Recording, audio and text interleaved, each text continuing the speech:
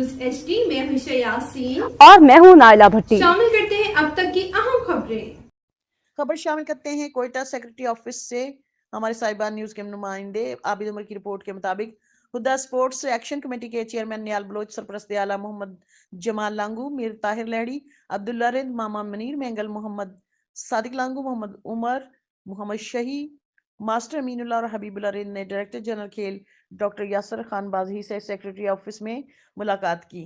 इस मौका पर assistant director sports Mohammad Asif Langu, assistant director sports Mohibullah Kakar, Balochistan Olympic association के नायब सदर गुल काकड़ भी मौजूद हैं।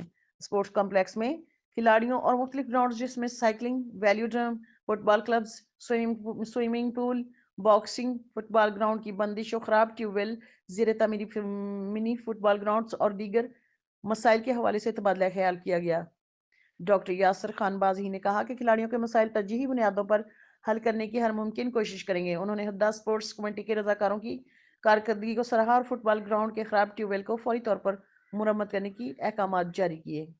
देखते रहिए साहिबान न्यूज HD नसरीन अनवर के साथ। अब तक के लिए इतना ही। मज़ीद खबरों और अपडेट्स के लिए देखते रहें साहिबान न्यूज HD।